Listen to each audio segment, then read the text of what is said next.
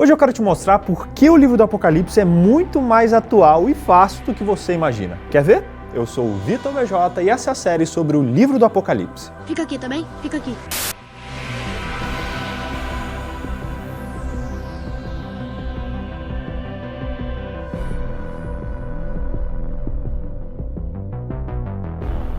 Assim como no Stranger Things, Eleven ficou exilada lá no porão da casa do Mike, fugindo dos cientistas da Hawkins, o apóstolo João também ficou exilado, só que numa ilha, a ilha de Patmos, que era usada somente para exilar criminosos banidos políticos. Para mim, o que aconteceu com João era tipo o que aconteceu lá com o marinheiro Edmond Dantes, lá do filme O Conde de Monte Cristo. Você já viu? Ele foi preso e levado para uma ilha, onde enviavam só as piores pessoas e ficou isolado de tudo e de todos. João foi preso por ser fiel ao Evangelho e provavelmente ficava acorrentado e era obrigado a realizar trabalhos pesados sob açoites ali dos soldados. Que tristeza, né? Lá no exílio, João ficou sabendo que as igrejas que ele cuidava estavam sofrendo muito. Foi então que Deus deu a ele uma visão de Cristo, lá no santuário. Nessa visão, muita coisa foi explicada para ele com respeito a todos aqueles problemas que estavam acontecendo e como ele poderia estar seguro de que Deus estava cuidando dele e das 7 igrejas. João não podia guardar a esperança para ele mesmo. Foi então que ele começou a escrever o livro do Apocalipse para que as igrejas e as gerações futuras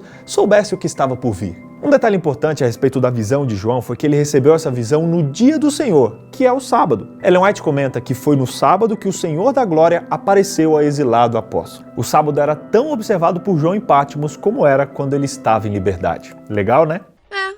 Sabe aquela música Jerusalém? Aquela que começa assim? Morada de Deus, Santa Cidade, Jerusalém.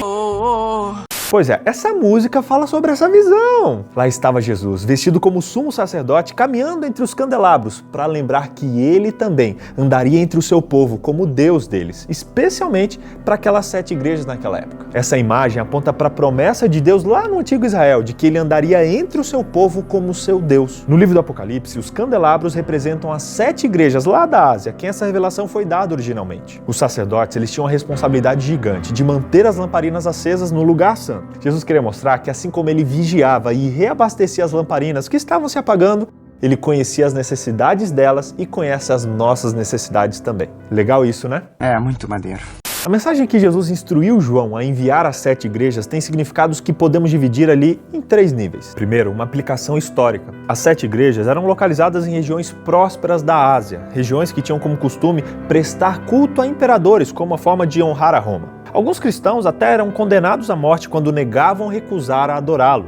João escreveu essa mensagem para ajudar eles a passarem por isso. O segundo ponto é a aplicação profética. O livro do Apocalipse é um livro profético. As 7 igrejas que receberam essa mensagem enfrentavam condições espirituais muito parecidas com aquelas que a igreja passaria em diferentes épocas da história. As 7 mensagens vieram para mostrar uma visão geral do estado espiritual do cristianismo desde o início até os últimos dias. Terceiro, uma aplicação universal. A mensagem do Apocalipse ela serve para todos os cristãos de todas as eras.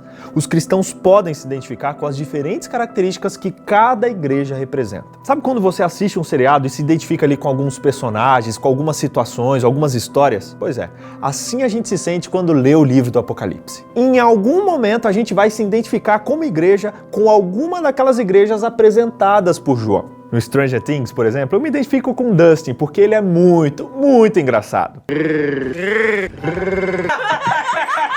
Lembra de Éfeso? Pois é, a gente falou muito dessa cidade quando a gente contou a história de Paulo nos trimestres passados, nessa série aqui, ó. Pois é, essa era a capital e a maior cidade da província romana da Ásia. Como toda cidade grande, lá era cheio de prédios, com teatros, com casas de banho, com casas de prostituição, pois é, e ela era muito famosa pela prática de magias. Lá também estava localizada a igreja cristã mais influente da Ásia Menor. A igreja de Éfeso, essa primeira igreja citada, ela é muito elogiada por Deus. Eles eram conhecidos por serem muito fiéis e muito amorosos, mas eles também começaram a esfriar um pouco o seu amor de uns para com os outros e, é claro, o amor para com Cristo. Foi aí que Jesus recomendou a essa igreja que fizesse 3 coisas para reavivar. Ou seja, ele os aconselhou a se lembrar de onde haviam caído, a se arrepender e a voltar a praticar as primeiras obras. Como eu disse, essa mensagem serve para as igrejas nos dias de hoje. Jesus nos dá os mesmos conselhos. Ele quer que a gente se lembre onde a gente caiu, que a gente se arrependa e que a gente volte às primeiras obras. Resumindo,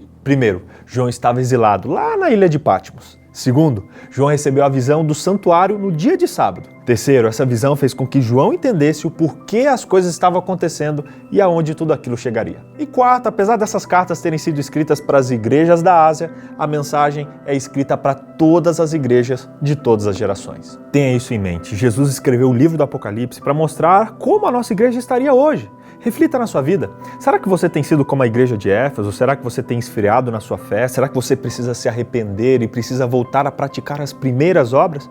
Não perca essa oportunidade. Aceite o chamado de Jesus, o autor do livro do Apocalipse, e faça hoje mesmo a sua entrega a Ele, se arrependendo e voltando às primeiras práticas de quando você se tornou cristão. Que Deus abençoe muito a sua vida e que você seja reformado e transformado pelo nosso Jesus Cristo.